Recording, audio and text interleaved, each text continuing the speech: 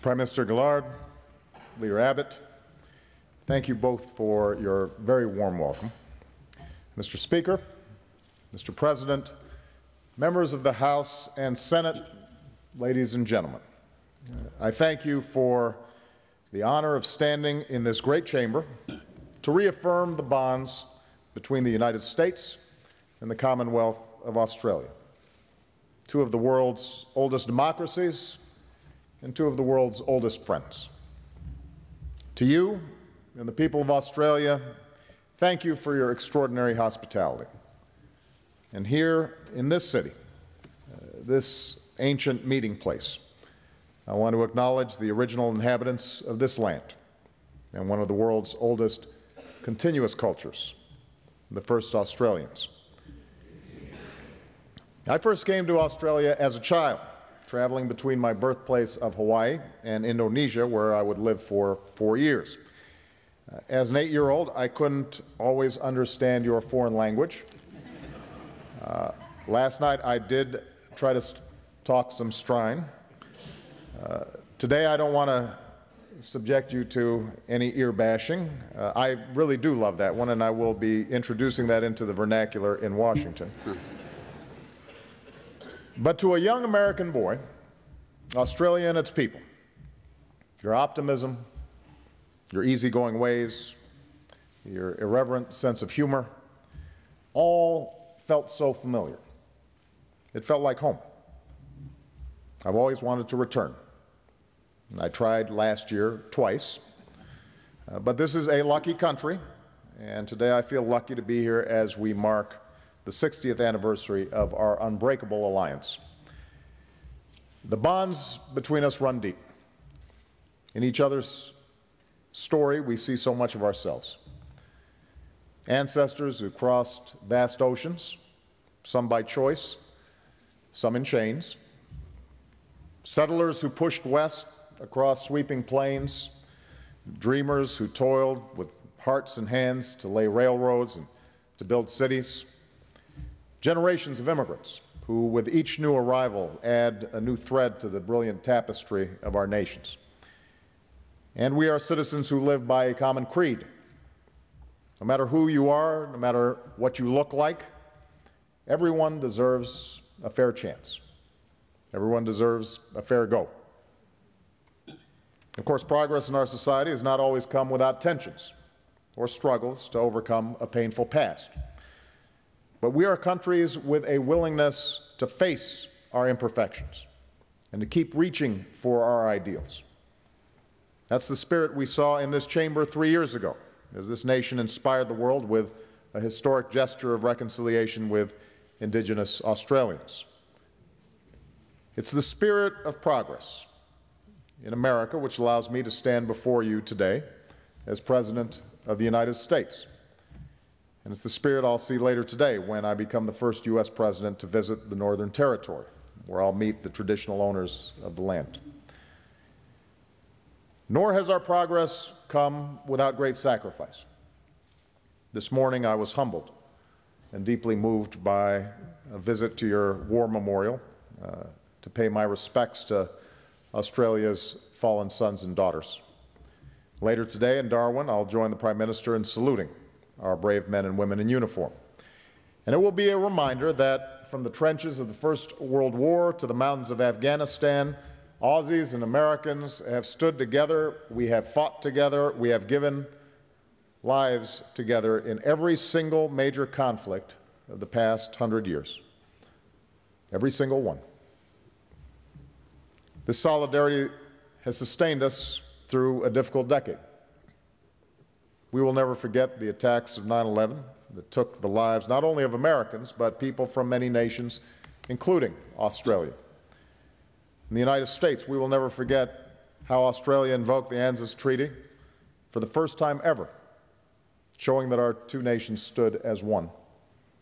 And none of us will ever forget those we've lost to al-Qaeda's terror in the years since, including innocent Australians. And that's why, as both the Prime Minister and the opposition leader indicated, we are determined to succeed in Afghanistan. It is why I salute Australia, outside of NATO, the largest contributor of troops to this vital mission. And it's why we honor all those who have served there for our security, including 32 Australian patriots who gave their lives, among them Captain Bryce Duffy, Corporal Ashley Burt, and Lance Corporal Luke Gavin. We will honor their sacrifice by making sure that Afghanistan is never again used as a source for attacks against our people. Never again. As two global partners, we stand up for the security and the dignity of people around the world. We see it when our rescue workers rush to help others in times of fire and drought and flooding rains. We see it when we partner to keep the peace, from East Timor to the Balkans, and when we pursue our shared vision, a world without nuclear weapons.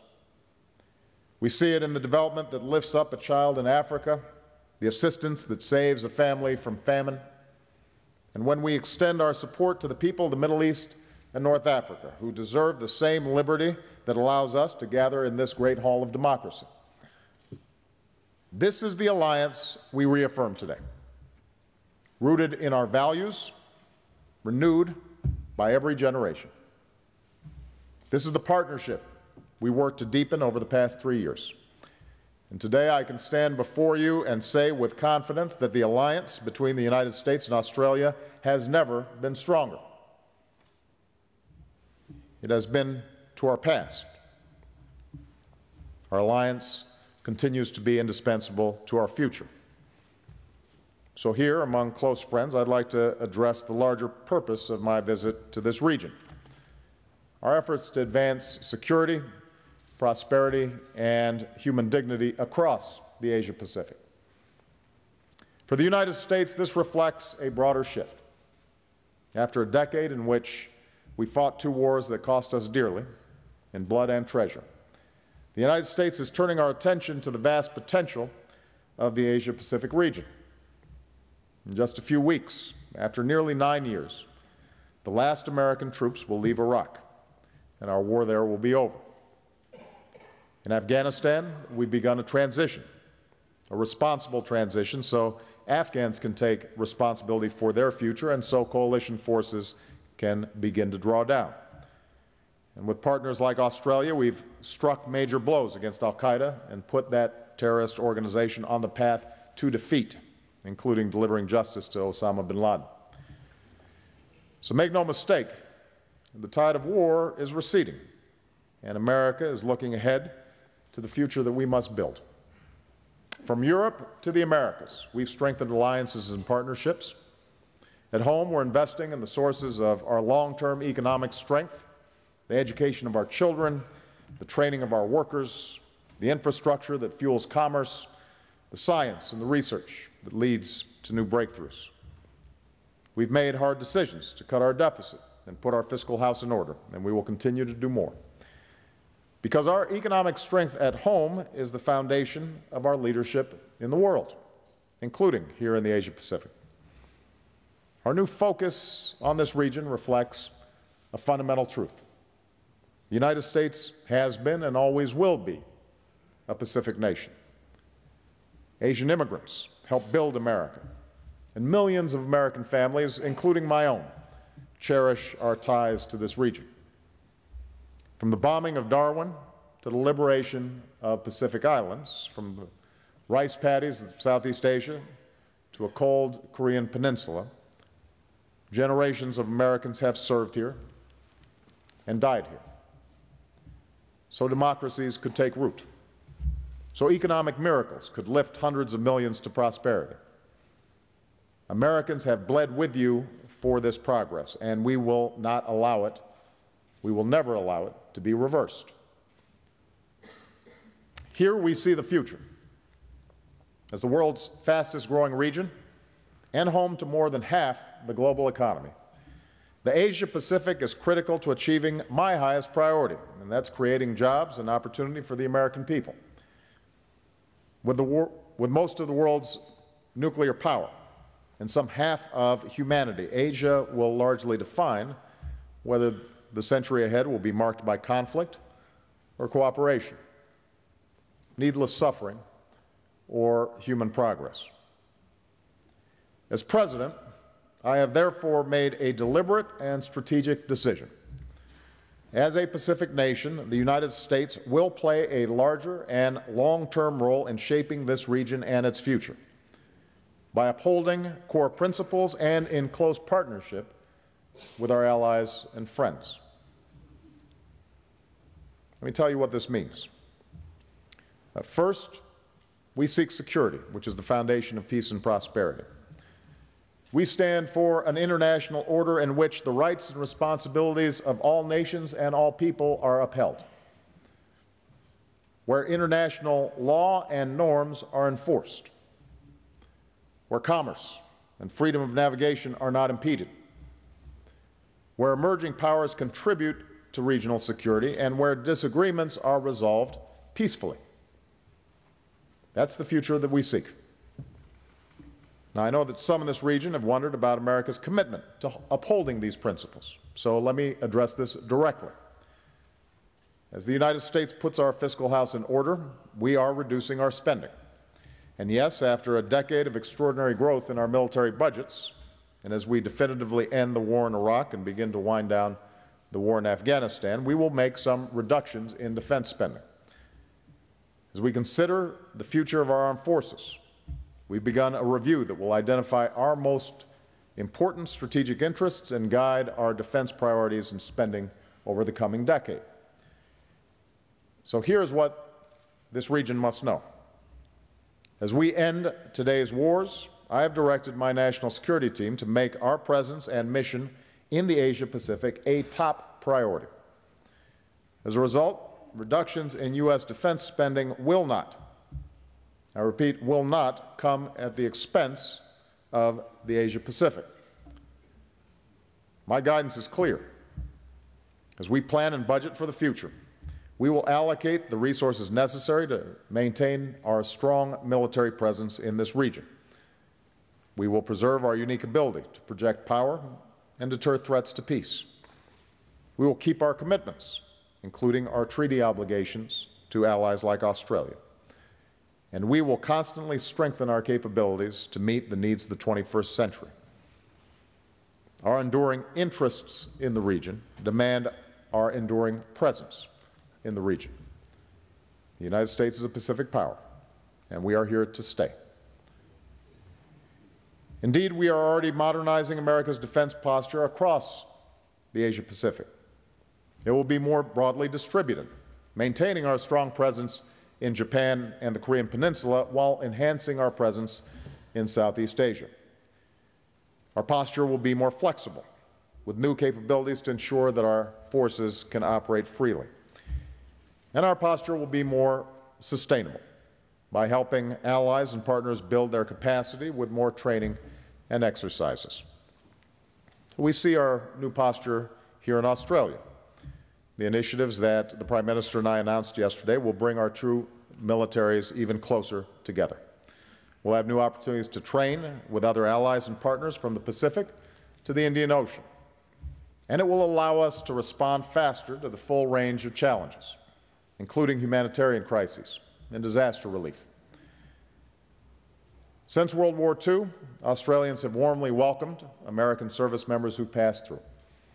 On behalf of the American people, I thank you for welcoming those who will come next, as they ensure that our alliance stays strong and ready for the tests of our time. We see America's enhanced presence in the alliance that we've strengthened. In Japan, where our alliance remains a cornerstone of regional security. In Thailand, where we're partnering for disaster relief. In the Philippines, where we're increasing ship visits and training.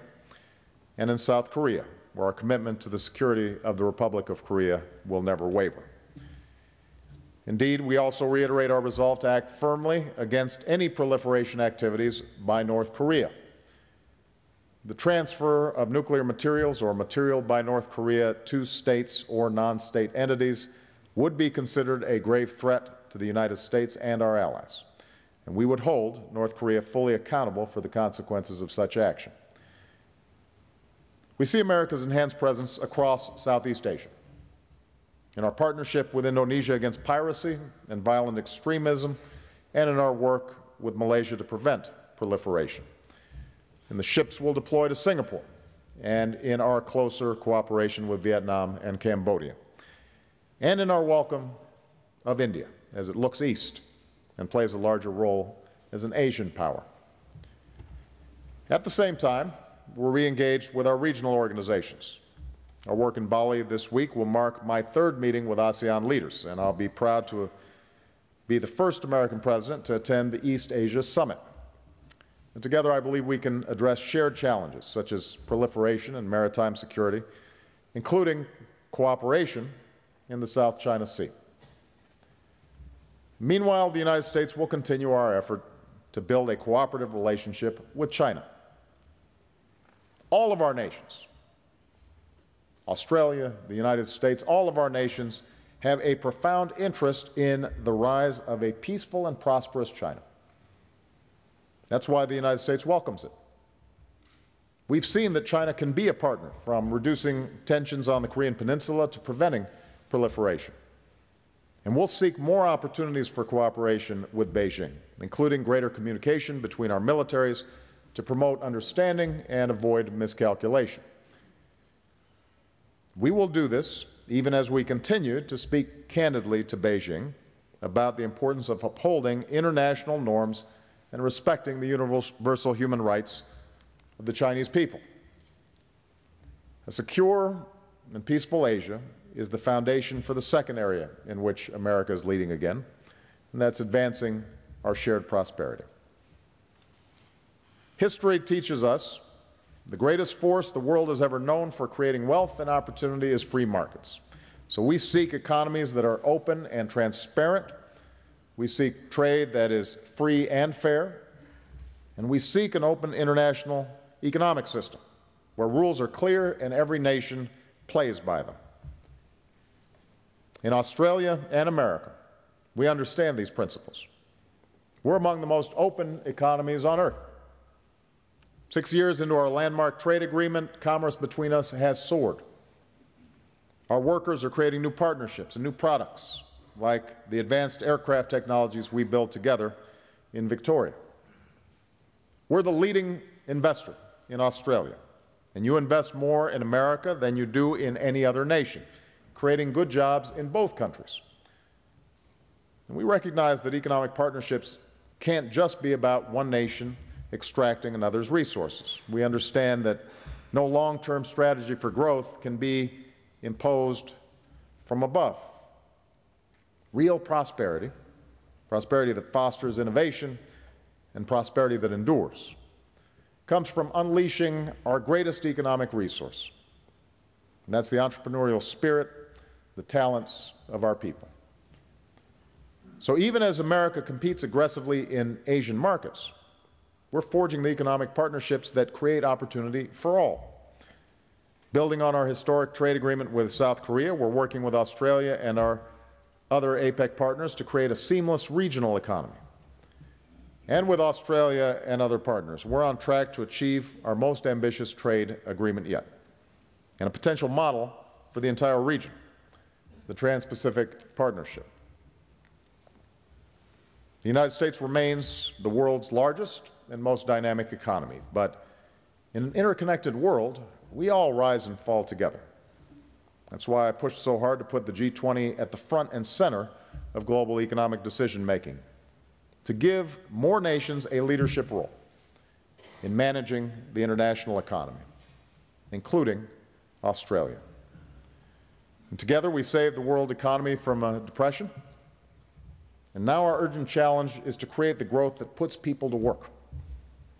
We need growth that is fair, where every nation plays by the rules, where workers' rights are respected, and our businesses can compete on a level playing field, where the intellectual property and new technologies that fuel innovation are protected, and where currencies are market-driven, so no nation has an unfair advantage.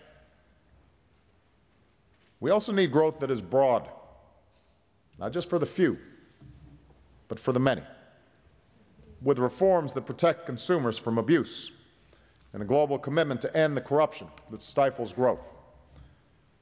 We need growth that is balanced, because we will all prosper more when countries with large surpluses take action to boost demand at home. And we need growth that is sustainable. And this includes the clean energy that creates green jobs and combats climate change, which cannot be denied. We see it in the stronger fires, the devastating floods, and the Pacific Islands confronting rising seas. And as countries with large carbon footprints, the United States and Australia have a special responsibility to lead.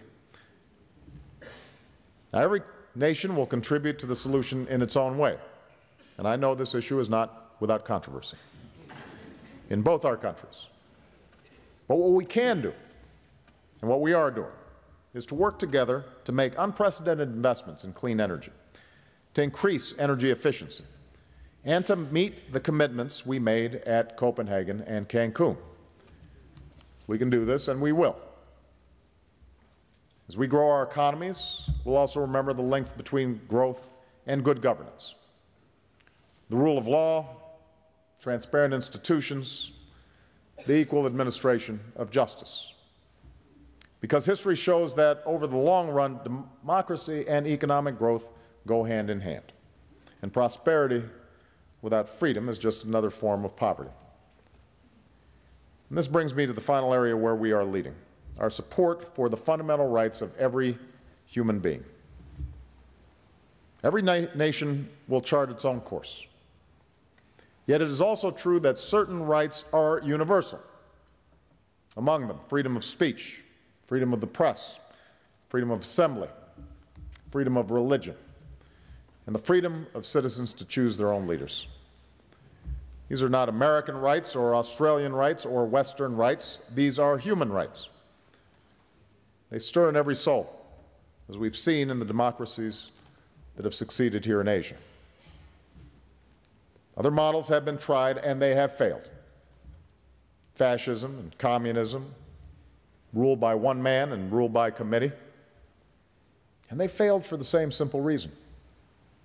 They ignore the ultimate source of power and legitimacy: the will of the people. Yes, democracy can be messy and rough. I understand you mix it up quite well during question time. But whatever our differences of party or of ideology, we know in our democracies we are blessed with the greatest form of government ever known to man. So as two great democracies, we speak up for those freedoms when they are threatened.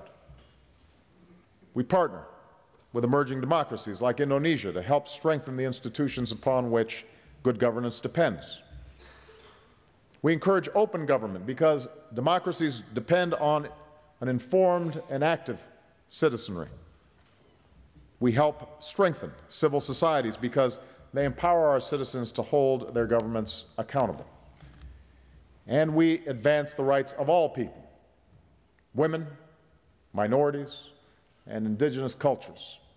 Because when societies harness the potential of all their citizens, these societies are more successful, they are more prosperous, and they are more just.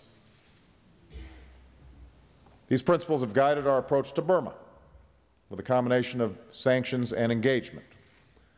And today, Aung San Suu Kyi is free from house arrest. Some political prisoners have been released, and the government has begun a dialogue. Still, violations of human rights persist, so we will continue to speak clearly about the steps that must be taken for the government of Burma to have a better relationship with the United States. This is the future we seek in the Asia-Pacific: security, prosperity, and dignity for all. That's what we stand for. That's who we are. That's the future we will pursue in partnership with allies and friends and with every element of American power. So let there be no doubt. In the Asia-Pacific in the 21st century, the United States of America is all in. Still, in times of great change and uncertainty, the future can seem unsettling. Across a vast ocean, it's impossible to know what lies beyond the horizon. But if this vast region and its people teach us anything, it's the yearning for liberty and progress will not be denied. It's why women in this country demanded that their voices be heard, making Australia the first nation to let women vote and run for Parliament and one day become Prime Minister. It's why the people took to the streets from Delhi to Seoul, from Manila to Jakarta to throw off colonialism and dictatorship and build some of the world's largest democracies. It's why a soldier in a watchtower along the DMZ defends a free people in the South, and why a man from the North risks his life to escape across the border.